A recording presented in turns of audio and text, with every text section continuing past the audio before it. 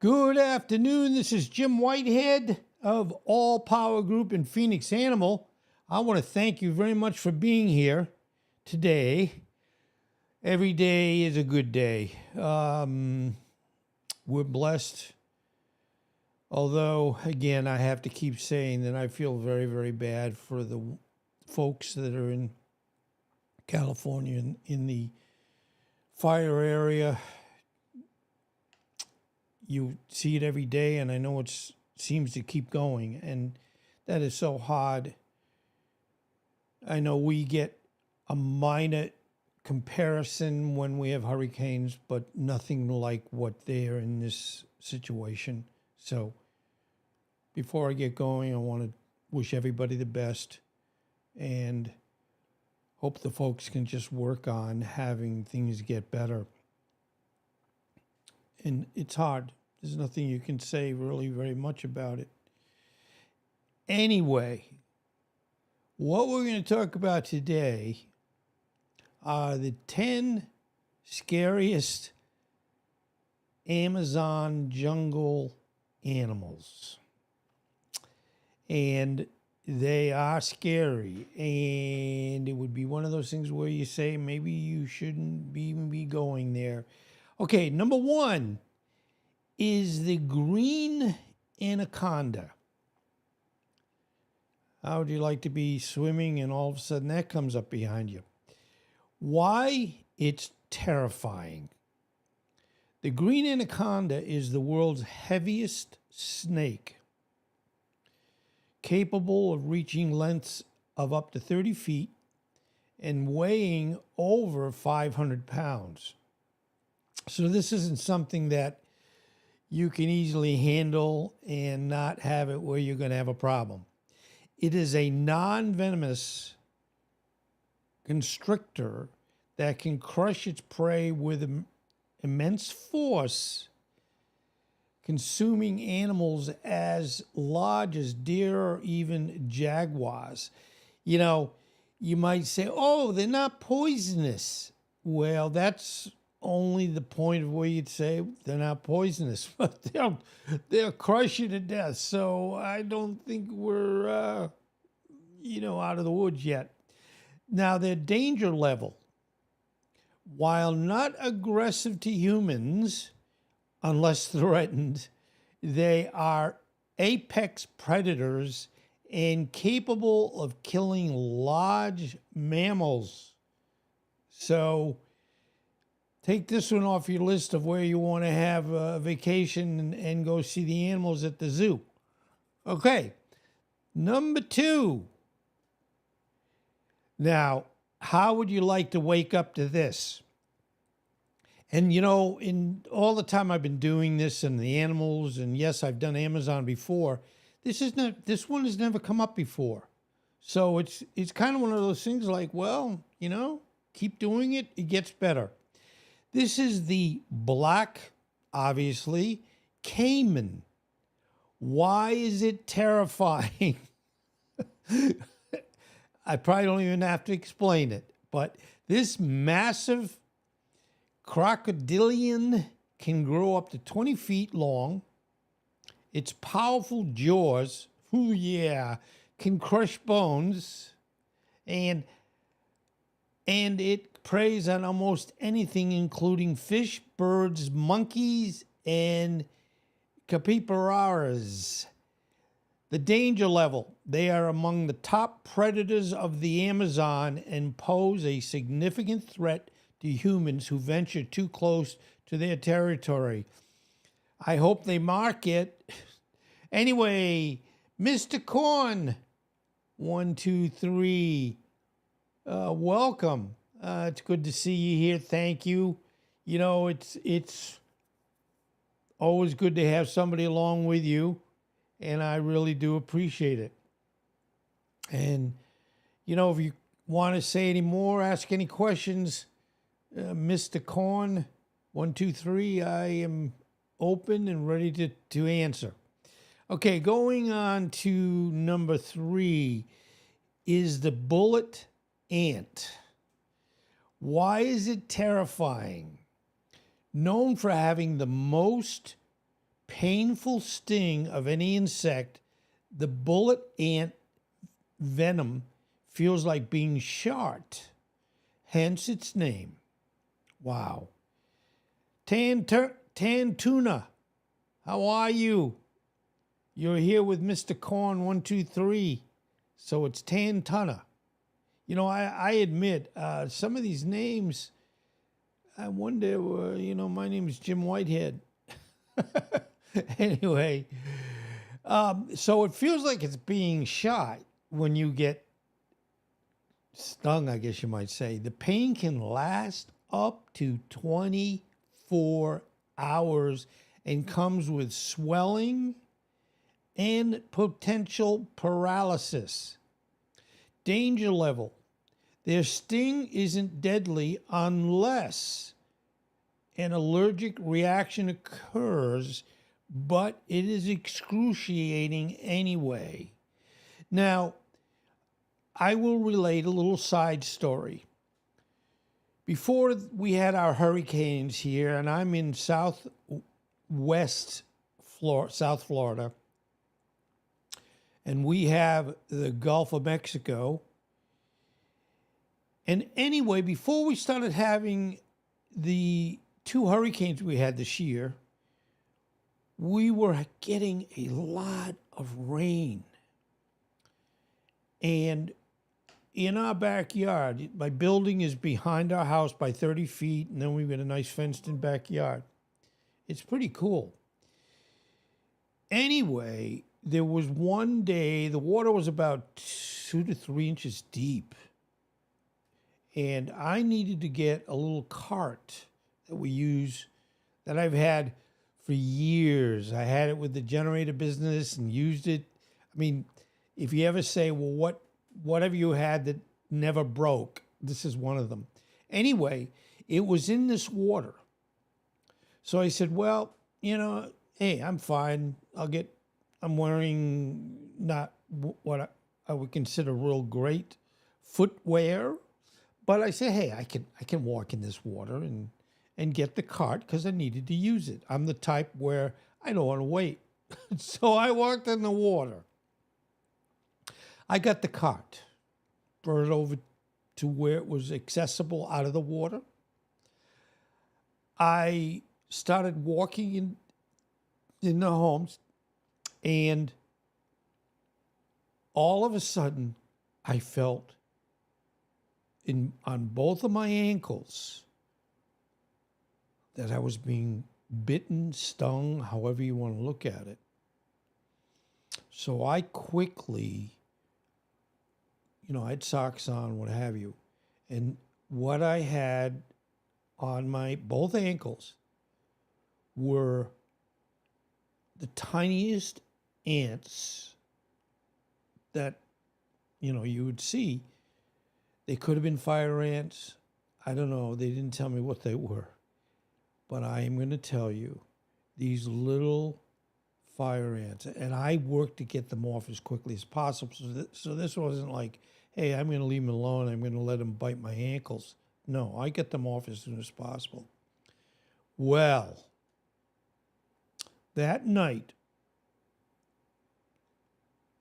especially my right foot, which evidently had more of the ant bites, started to swell up.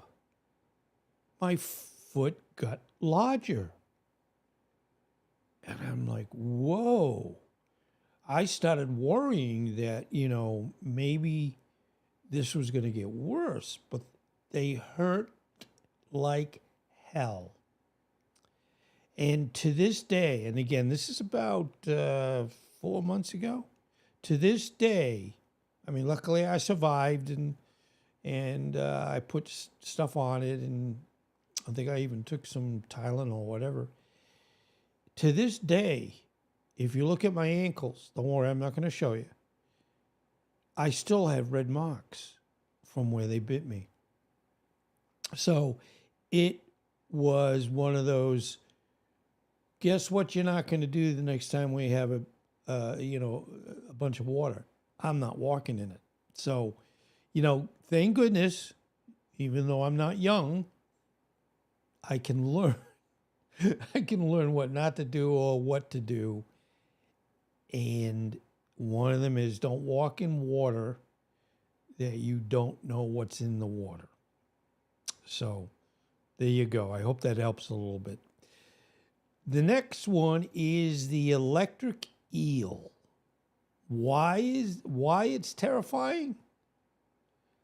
And I know you probably would say by looking at it, you'd go, ooh, I think I gotta get an idea why this isn't such a fun thing to be with. This aquatic predator can deliver electric shocks of up to 600 volts to stun, prey, or defend itself. Prolonged or repeated shocks can incapacitate a human and even cause heart failure. And I'm not making this up. So whatever you do when you're swimming in the Amazon jungle, watch where you're going. Now, the danger level, though not typically aggressive, their shocks are dangerous if you're in the water with them. Now, 600 volts, okay, I'm an electric guy, I'm a generator guy. 600 volts is not something you want to touch. It hurts. So with the eel coming at you, biting you, and shocking you with 600 volts of electricity, it's not going to be very fun. Okay, it's like you say, what of these that I'm talking about, which are the worst? I'm going to say they're all where you would say, don't go there. Okay, the next one, and this is even like, yeah, don't go there, are the piranhas.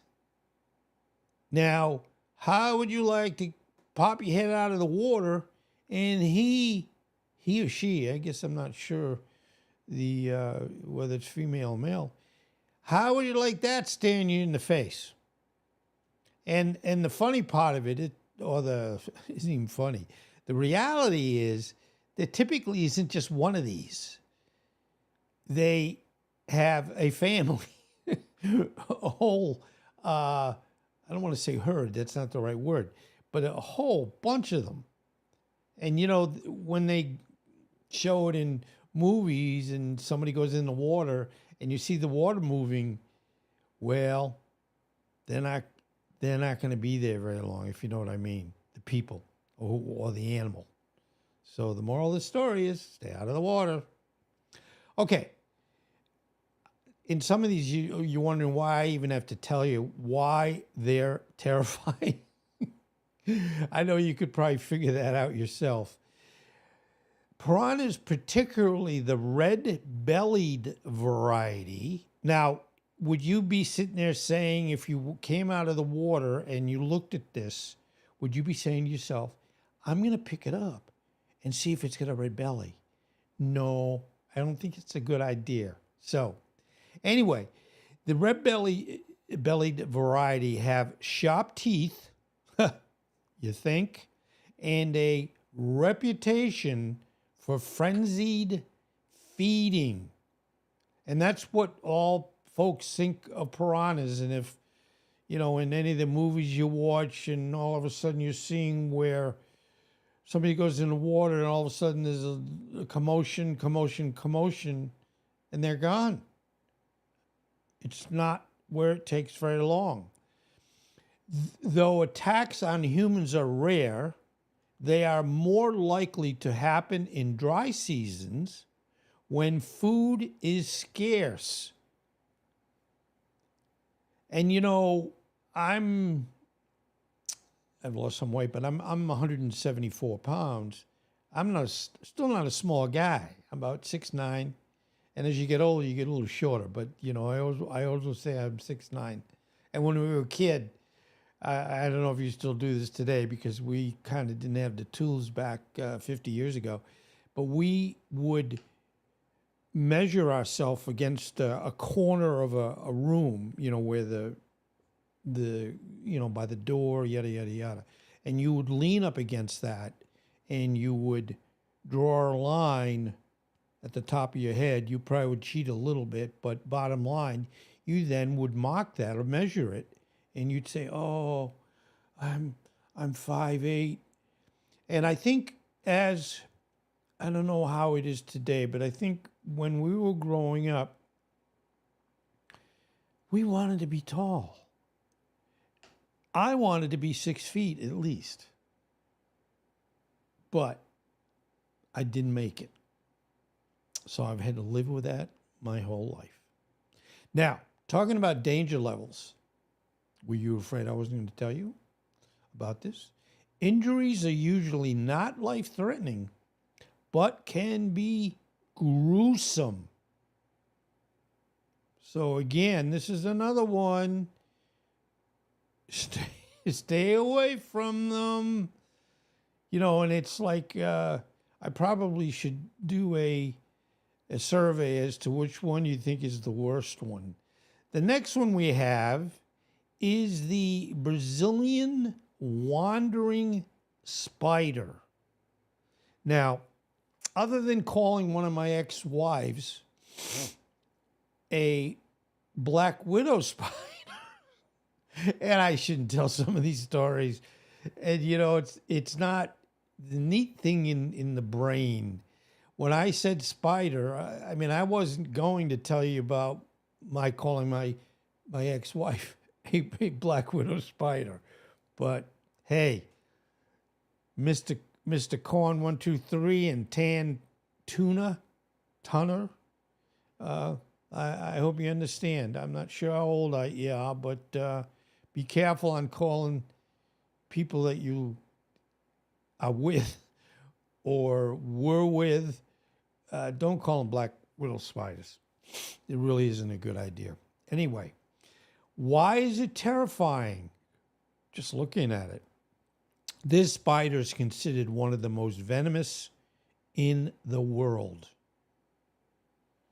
Its bite can cause severe pain, muscle paralysis, and in some cases, death. Now, it's just something that you got to be very careful about. And anybody goes, God bless it, goes in the Amazon jungle. It's big. It's very hard to get around because of all the undergrowth and the bushes and obviously some of these animals that you got to be careful about, or insects. Okay, the danger level. It's aggressive and frequently found in human habitats, increasing the risk of bites. It's one of those, you joke, if you're got a tent and it's time to go to bed, depending how good you've locked up the tent before you went back in, it would be one of those things where you need to go through all your bedding and anything around the bed and make sure there isn't anything staring at you that's going to say, yeah, go ahead, lay down, I dare you. So, word to the wise, right? Okay. The next one. Now, I love the big cats, although you need to keep your distance because they might not think you're a good guy and one of their friends. So, the jaguar. Why is it terrifying? I know, it's like you have to ask these questions. The largest cat in the Americas, that would be North America, South America. Jaguars have powerful jaws capable of crushing skulls and penetrating even turtle shells. See, I never knew that before. The one big thing of why I love doing my animal, it's a clean topic generally. There's so much to learn. And every time I do these, because again, every day I'm doing a new topic.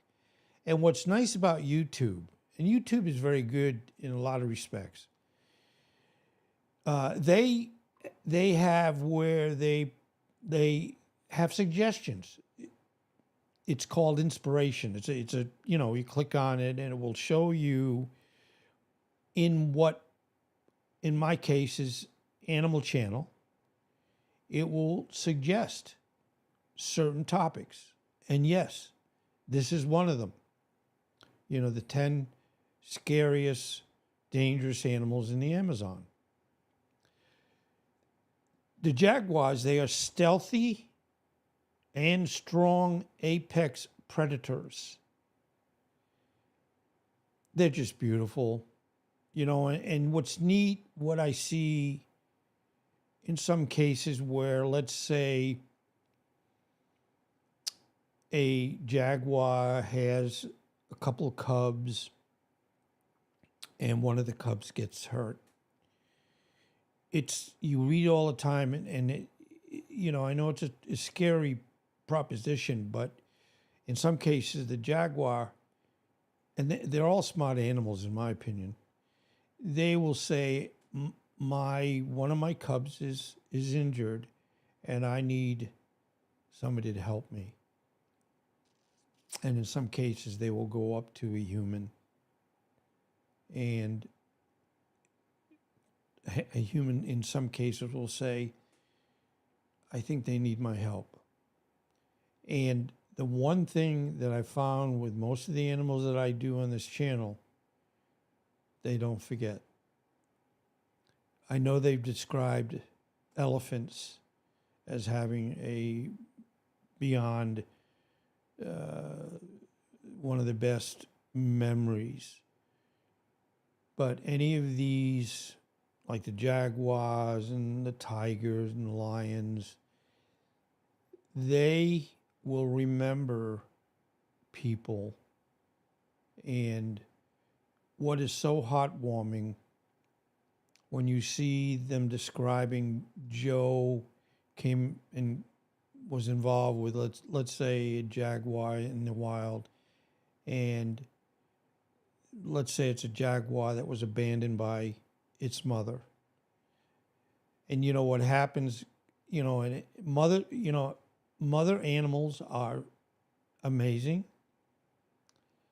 but they also know if they have an offspring that in their best skills as an animal, they're thinking that that particular cub is not going to survive. They won't just say, oh, forget it, I don't care. No, they do.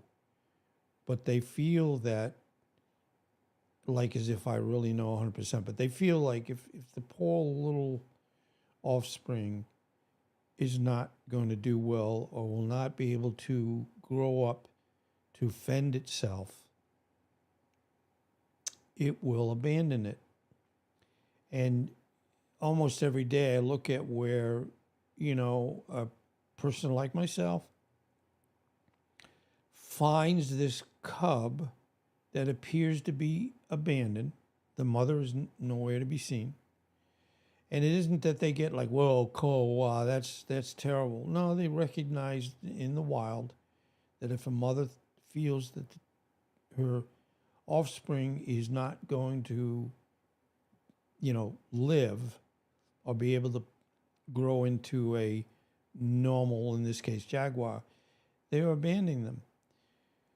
They don't know that somebody like you or I would have ways of feeding them with bottles, like a baby bottle, and veterinarians. So what happens is that person like me or you or Mr. Corn or Tan Tunner,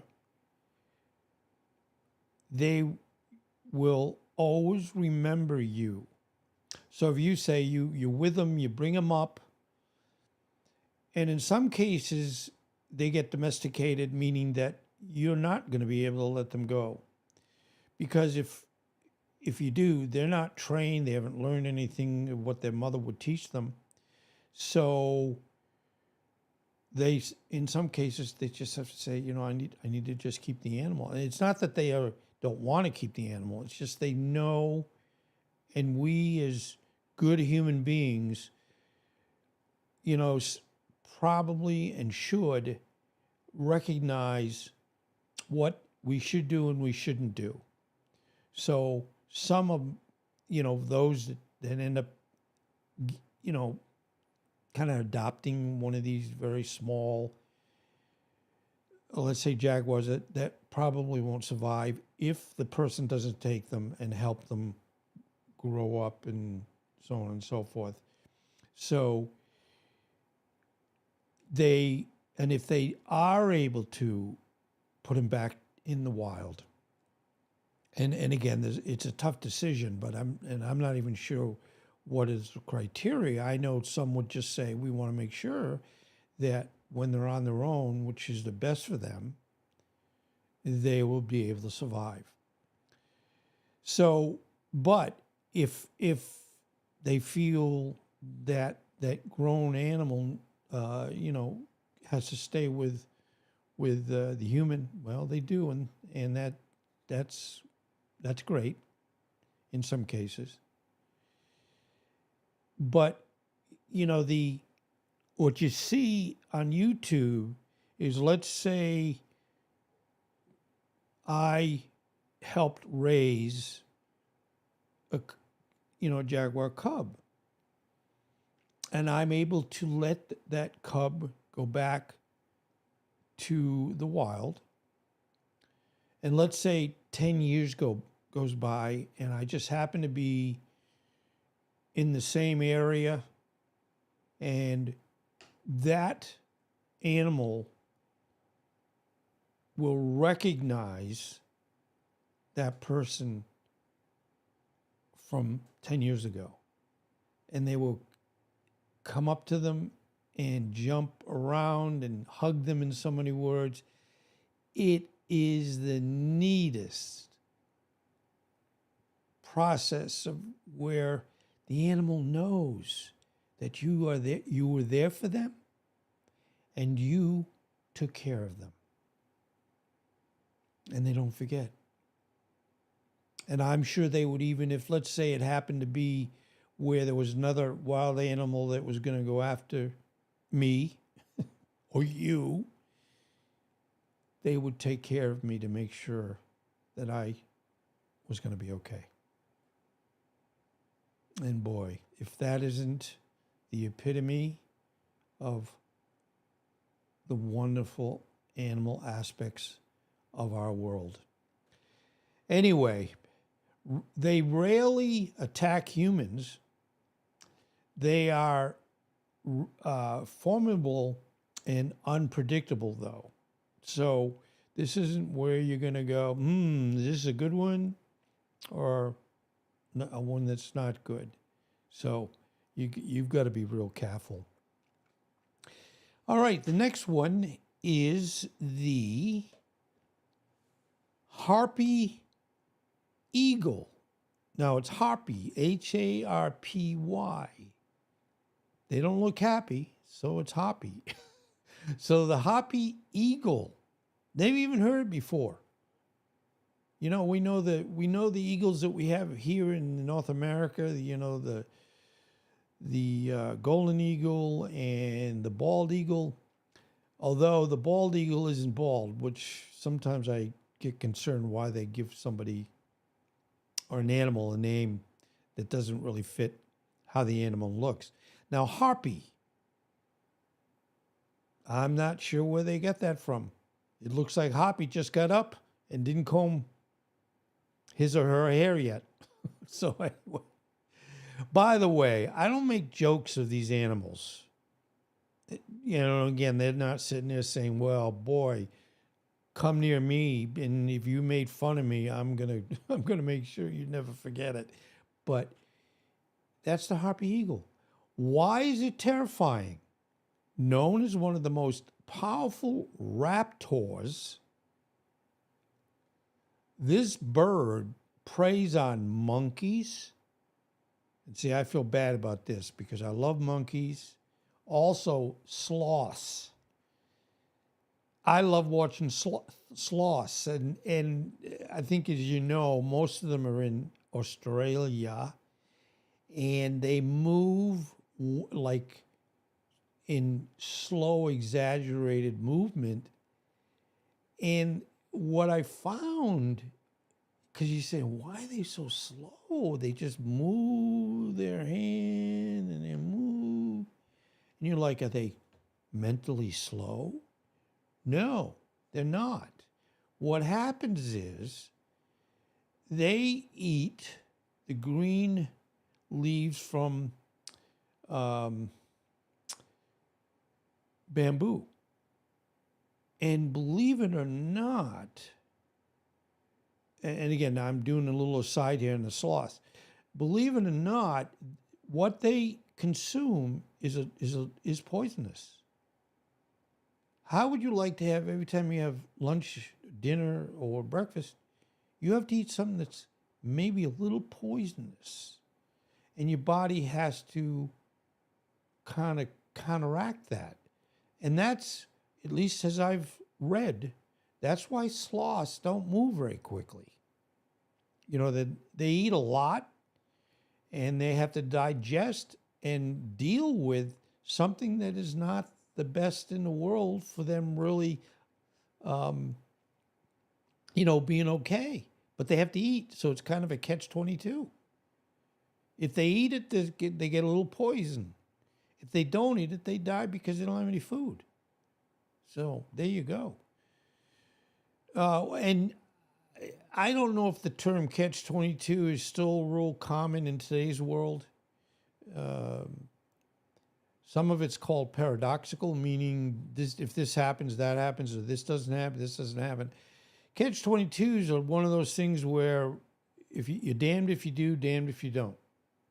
And somebody said, well, if I'm damned if I do something, or I'm damned if I don't do something, whoa, that's a catch-22.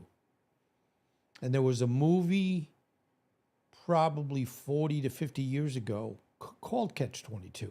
And that's where the term comes from. And I don't think it's used that much anymore. But anyway, okay, so they can go after sloths and other medium-sized animals. Its talons are comparable to claws of a grizzly bear. Now, and I know I throw all these additional points of interest, hopefully. We're in Southwest Florida, where we are. We're way kind of west of Naples. We're in Naples, but it's way out west, and we got a lot of virgin forests, forests that no one has decided to build a home yet. When I was walking my little Jamie this morning, I saw, oops, they're putting another home in on this street, which is kind of neat because it's a one-way street. It doesn't go all the way through. So the only people that pass on this road generally are either somebody coming to work on your home, UPS, FedEx, et cetera, or people that live here, or people that shouldn't be here. So you can really, even though I trust people a lot, it's always good to know what's going on around you. Okay, now the danger level. It poses no direct threat to humans, but is an awe-inspiring predator. Okay, number nine, a famous song. Number 9 is the poison. Of course, you would think it's got to be something bad, right? Poison dart frog. Now, I'm not exactly sure where they get the whole name. It's poisonous, but I'm not sure the dot aspect, unless they're talking about the as you can see on their, I want to say legs, I guess. You see the black dots and probably a little bit more on top. So that could be where it is. But regardless how they get the name, they're poisonous. So knowing why they call it a dot frog is irrelevant to the point that they're poisonous. Why is it terrifying? These tiny, colorful frogs secrete potent toxins through their skin. So don't pick them up. A single frog's poison, oh my God, you're going to be shocked at this, can kill up to 10 adult humans. 10. Count them. So, wow. The danger level, besides dying, I guess, their toxicity makes them lethal, but they are not aggressive. Oh, good. I mean, some of these you might not even see, and you might end up being near them and not even knowing it. And you might do something that scares them. So watch out. All right, the last one. All good things come to an end, they say, right? The giant centipede. Now, centipede, centa means 100. And I'm not saying they have 100 legs, but that's kind of of where we're going, that they certainly have bunches of legs and can get around pretty well. Why is it terrifying? Growing over a foot long, the Amazonian giant centipede can kill prey much larger than itself. And you're looking at the gentleman there. I don't know if I'd be getting that close, but they can kill bats, birds with its venomous bite. The danger level, while bites on humans are rare. Now, when they say bites on humans are rare, how many? What's the definition of rare? 1, 10, 100. So the bottom line is, make it rare by not being near them. So it stays rare rather than saying, oh, I had 10 people today and I had a ball. So anyway, they can cause severe pain and illness. And a lot of these you get into, there isn't anything where, especially, you would go in and say, well, I've got all these antidotes in my knapsack so that if I get attacked by this, that, I have something to counteract that. No, you don't. And usually, if you get into a situation with one of these animals, even if it's rare just means it happens. It just doesn't mean it happens a lot. Like related to the Amazon, there are, believe it or not, and I find the Amazon interesting. The only scary part of the Amazon is that there's deforestation comparable to about a football field every day. So people are going in, and they keep progressively moving further of where they're cutting down, trees and what have you, and taking away the habitats by just cutting this all down. Now, what is very interesting, two things actually, and this will be where I finish up. One, they call the Amazon the lungs of the world. Now, as you probably know, maybe you don't, we breathe oxygen. Now, when I take a deep breath in, the air I'm breathing is, and you will not be tested on this, but the air I'm breathing is 21% oxygen. When I exhale, blow out, I've used some of that oxygen, and what I'm blowing out is about a much lower amount of oxygen, but also what we call carbon dioxide. Carbon dioxide, and this is why when you look at our world, if we had no trees or bushes, we would die. And that's because trees and bushes, they take in the carbon dioxide and they give off oxygen. So it's kind of a round circle here. They take in carbon dioxide mainly and expel on trees and, I mean, just about everything in the animal world and vegetation. They give out oxygen. So if we were to take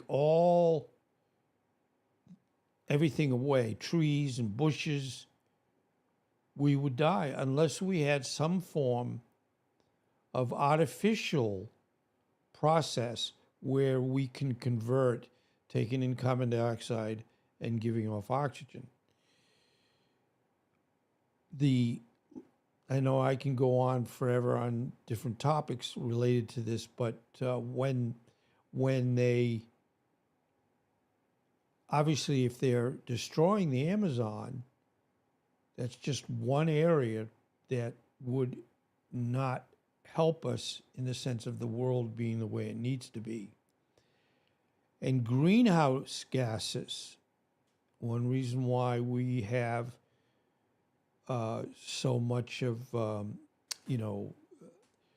climate change is the imbalance that can happen. So the Amazon needs to be left alone and let the animals enjoy and have their home, but also help us survive. So I want to thank you for being here this afternoon. And again, special thanks to Mr. Corn 123 and Tan Tunner, TT for short.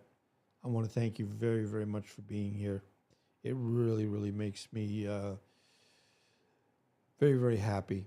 And please be well, and I hope you have a wonderful day. And let's all try to help or be helping spirit of what's going on the west coast of our country. Thank you again. Take care.